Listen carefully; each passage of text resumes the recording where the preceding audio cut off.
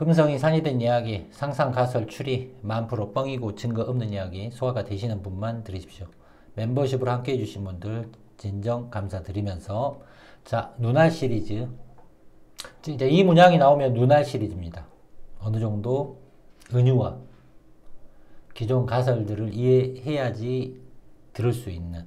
제가 자꾸 이게 설명충이 되다 보니까 이 정확히 생각하는 메시지가 DB가 안 될 때가 많이 있습니다. 그래서 저도 내 나름대로 이 보여지는 자료를 무언가를 내가 이야기하는 것을 설득하려고 하는 방향성보다는 여러분들이 참고 자료로 또는 구글링을 할 때 이러한 자료들을 역서치를 해라라고 보여주는 쪽으로 막 기울 때는 말이 꼬일 때가 많이 있습니다. 그래서 제가 언제나 이 시리즈를 두는 이유도 약간 말하는 주제를 풀어가는 패턴 또는 기간의 어떤 변화, 기타 등등 시리즈가 좀 복잡하게 쌓여 있는 거는 어쩔 수가 없습니다. 자, 그래서 제가 지금 분기점은 사실 눈알 시리즈를 좀 해야 되는데, 제가 이제 중간에 가라사대 또는 별 시리즈, 그렇게 좀 배분을 시키는 경우가 있으니까, 이제 이러한 이유는 금성이 사야 되는 이야기가 어차피 DB입니다. 지금 어떻게 보면 매번 이야기하는 거지만 지금 소화를 하면서 같이 속도를 맞춰가는 사람들은 정말로 놀라운 사람들입니다. 물론 직접 대면을 하면서 그 사람들의 생각을 들어본 건 아니지만 그래도 이렇게 안 좋은 어떤 환경의 녹음 상태에 또는 이야기를 풀어가는 과정을 들으면서 어느 정도 소화를 하고 있다는 것 자체가 여러분들이 굉장히 앞서 나갔다고 그냥 제가 자신 있게 말씀을 드릴 수가 있습니다. 자, 아무튼 오전에도 하나 했는데 너무 그것도 지금 자료를 많이 보여주려다가 말이 많이 꼬여버린 게 있어서, 아무튼 자, 눈알 시리즈 유교. 자, 이런 해석도 있습니다. 유자에서 사람 인을 떼어놓고 보면 윗글자가 비우이다. 그 아래 이가 있다. 이는 머리카락을 묶지 않고 풀어헤친 모습을 상징한다고 한다. 가뭄이 들어 비가 오도록 제사를 지낼 때 머리를 풀어 헤쳤다. 유의 본래 의미는 비를 기원하는 사람이라고 한다. 비가 계속해서 오지 않으면 기우제를 지낸 유. 무당이 대신 책임을 지고 죽어야만 하였다. 어떤 경우에 왕이 가뭄에 대한 무한 책임을 지고 장작더미 위에 올라가 불에 타 죽어야만 했다. 유는 이처럼 비가 오지 않으면 화형당한 처지에 있으므로 장례식에도 아울러 주관하게 되었다. 사라카와 사제카. 물론 여기서 이제 무당을 사제로 비유할 수도 있는 거고 제사장으로도 비유할 수 있는 겁니다. 이건 이제 일본 사람이 무당하고 관련된 책을 쓰면서 유자에 대해서 풀이한 관점인데, 여기서 중요한 거는 비를 기원하는 사람, 장례식을 주관하는 사람, 그리고 제사를 지내. 그러면 우리가 유교하면 제사죠. 동아시아 문화권에 안착이 된 개념. 물론 이제 저는 개인적으로 이 동아시아판의 유교는 새롭게 정리된 버전이다. 물론 우리가 한나라 시대, 진나라 시대, 주나라 시대의 제사의 관점에 대한 기록들이 지금 우리가 오리지널을 보고 있느냐? 물음표죠. 그러면 이 한자와 성경과의 유사성, 이제 물론 구약의 신화적인 영역, 예전에 초창기 시즌에 좀 많이 이렇게 한자와 성경, 구약 성경에 배, 기타 등등 했던 기억이 나는데, 유교, 금성이 사회는 이야기에서 유교의 다음 거 성리학을 제가 이제 천주교로 이꼬를 치고 맥을 짚은 게 주자가 되는 거고, 물론 천주교에는 포함되어 있습니다. 언제나 말씀드리는 이슬람적인 것도 개신교적인 것도, 그리고 금성이 사회된 이야기 가설에서의 시오니즘은 가장 가까운 근대의 역으로 재설정되었다. 그거는 근동의 역사 조작과 관련되어 있다. 자, 아무튼 이 이미지의 주자, 시그니처, 금성이 사이된 이야기의 가설입니다. 그러면 또 이 주자와 관련된 한자가 이제 이 유자인데, 유교할 때 유자인데, 이 유자에서 사람인가 비유자, 비가 내리는 이 비유자의 비유가 성경에서도 이 비유, 물과 굉장히 연관된 것들이 노아의 홍수도 있고, 또 이 성경의 기록, 4대 복음서의 기록에서는 등장하진 않지만, 베너라는 1960년대 헐리우드 영화에 예수가 죽고 번개가 치면서 비가 내려서 이 베너의 어머님 또는 연인의 문둥병이 나아지는 그런 과정들 보신 적이 있을 겁니다. 비유, 사람인, 제사, 희생양. 그러니까 우리가 성경적인 이야기도 굉장히 유교적인 한자적 기록의 단순화를 시킨 버전이다. 왜 단순화를 시켰는가? 왜 기독교적 이야기가 단순화되었는가는 물음표가 되는 겁니다. 왜 금성이 사이된 이야기에서는 유교를, 성리학을 자꾸 천주교하고 개신교하고 예수하고 유태인하고 매칭을 시키는가? 그거는 여러 방면의 역사적 한자적 기록의 매칭이 맹자 이야기, 삼천지교, 아브라함 이야기, 그래서 그런 것들 단편들을 여러분 기억 속에 있는 분들은 이게 소화가 되는 겁니다. 자, 아무튼 이 예수라는 캐릭터 이야기는 당연히 짬뽕이죠. 부처 이야기도 있고 맹자 이야기도 있고. 그러니까 가장 근래에 이 노론화된 버전에서, 즉 서인의 관점에서 노론의 입장으로 이어지는 그 과정에서 대중들에게, 군대에게 사용되어진 프로파간다의 하나죠. 자, 그래서 비유자. 그래서 이 핵심이 무엇냐? 결국은 지금 남아있는 형태의 교황이 됐건 천주교가 됐건, 거기에 천주교와 또 함께 어느 시대에는 천주교가 먼저냐 이슬람이 먼저냐, 물론 이제 이걸 예수를 2000년 전으로 포인트점을 옮겨놓으면 천주교가 먼저겠지만, 그 예수 캐릭터의 사기성을 염두에 두고 또 이 1500년대의 사대부의 등장, 사림의 등장, 서인의 등장, 이 흐름으로 넘어가게 되면 이런 게, 즉 여러분들이 마테오 리치와 이가 동일 인물이라는 걸 이해하게 되는 순간 이건 달라지는 겁니다. 그리고 청나라 때 마테오 리치가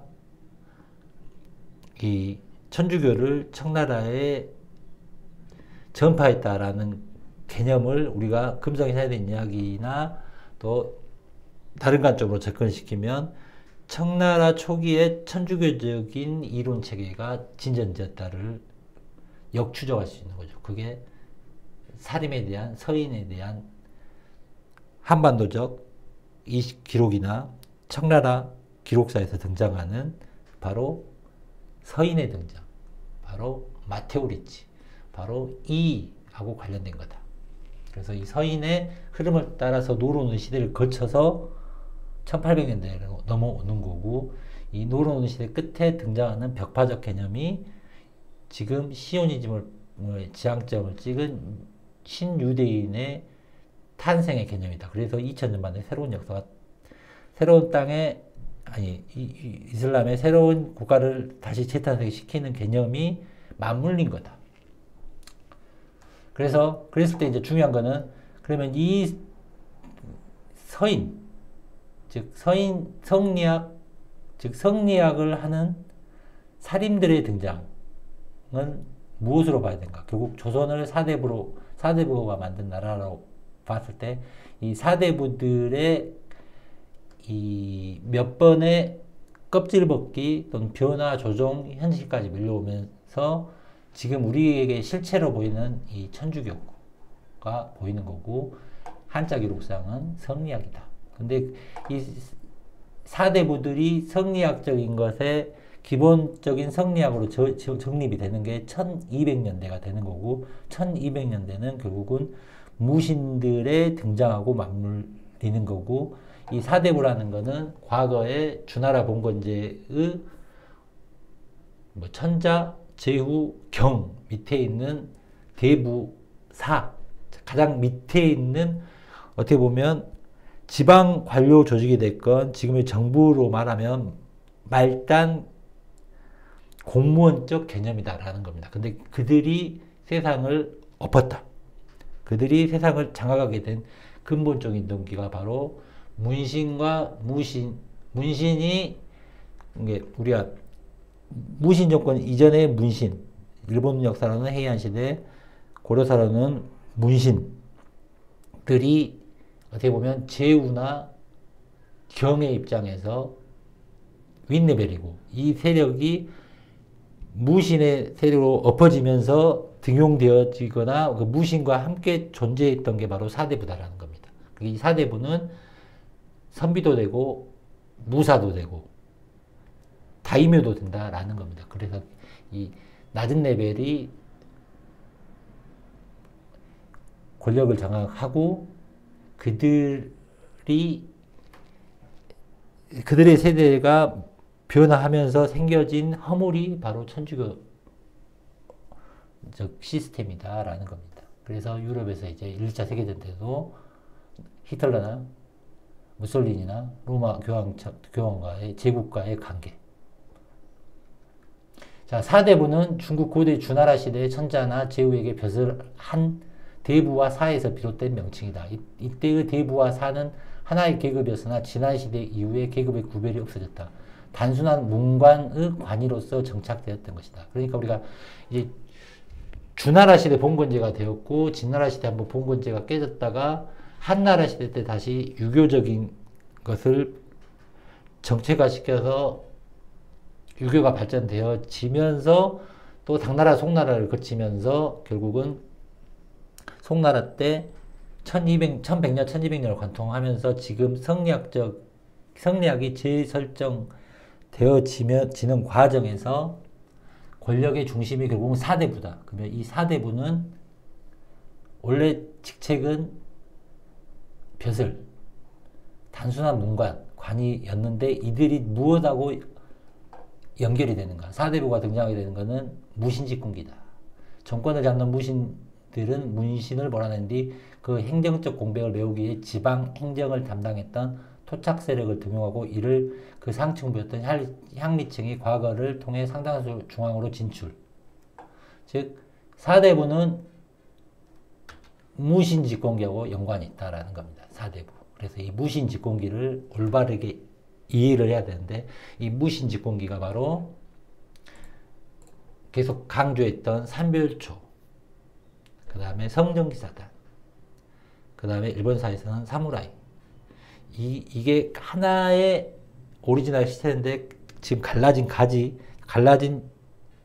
제국, 갈라진 공화국에서 각기 부르는 이름이다라는 겁니다. 그래서 이 무신직공기에 이 기사단들이 충성했던 그 당시의 사상은 종교보다는 당연히 가문이고 사람이겠죠. 근데 이게 1200년대, 1300년대 또 지나오고 고려 말 조선 전후가 거치면서 이게 그 과거의 봉건제적 시스템의 형태로 이 조직이 허물이 계속 유지되어 왔다는 거죠. 그러니까 제가 언제나 말하는 정치가 과거의 제국이 허물이 되면 종교가 된다. 그래서 종교와 정치는 군대는 똑같은 시스템이다. 그래서 이 사대부들이 결국은 무신직권이고 군대를 동원하고 세금을 징용하기 위해서 필요했던 시스템이 바로 대중들의 프로파간다를 노예화시키는 거죠. 그리고 의식을 단순화시키고 그래서 그 의식을 단순화시키면서 동원할 수 있는 이 종교적 스토리로 정착이 돼버린 거다라는 겁니다. 하지만 과거의 1200년대의 성리학은 지금 우리가 이제 한자적 기록의 성리학이 있고, 실제 우리가 지금 전 세계의 이슬람, 천주교 이렇게 어떤 인구 분포도에 당연히 유교나 공자는 없습니다. 그건 왜 그러냐면 동아시아판이 짜여지면서 등장하는 그 한자적 기록으로 남아있기 때문에. 하지만 그 한자적 기록이 과거에 실제 했는가? 그건 더 추적을 해봐야 될 문제지만, 아무튼 중요한 거는 바로 이 사대부들의 성리학의 결정체가 현실에 여러분들이 마주하고 있는 게 바로 실체가 로마 가톨릭, 그리고 또 뭐 개신교 또는 이게 대영제국, 그전에는 또 우리 브루몬 가문, 청나라로 불려지는 이 유럽의 대항해 시대를 이끈 이들이 결국은 이 조상학적으로 따져봤을 때는 결국 무신 정권과 사대부의 세력들의 후예들이다라는 겁니다. 그 가지라라는 겁니다. 거기서 그 분당, 그 분열, 그 개신교적인 걸로 넘어오면서 지금의 공화국의 의회적인 걸로 넘어오는 거는 과정이다. 쉽게 단순하게 말했을 때. 그래서 이 성정기사단의 실체를 참별초 또는 일본 사회에서 등장하는 막부를 보호하는 가신들의 개념으로 이해를 하느냐 못하느냐에 따라서 이렇게 다음 단계의 맥락을 짚을 수가 있는 겁니다. 그리고 이제 그거를 받쳐주는 군대와 세금 받쳐주는, 물론 우리가 교육 모든 사람들이 지금 대학교를 나오고 한 이런 시대가 100년이 안 됐습니다, 여러분들. 그러니까 우리가 뭐 200년, 300년, 400년, 500년 역으로 가게 되면 많은 대중들이 교육을 지금 여러분들처럼 받을, 또 지금 인터넷상에서의 무한한 정보의 리서치가 되는 시대가 아닙니다. 단순한 겁니다. 그러면 그 단순한 사람을 이 한자 교육으로 교육화할 수가 없는 겁니다. 한자로. 물론 이제 여기서 한자가 먼저냐 영어가 먼저냐 이거는 VS를 하게 되면 당연히 한자가 먼저겠죠. 그래서 이 한자적 기록이, 그런데 이제 한자적 기록 자체를 또 과거의 기록의 오리지널이다, 이것도 말할 수가 없는 겁니다. 아무튼 여기까지 하겠습니다. 수고들 잘 하시고.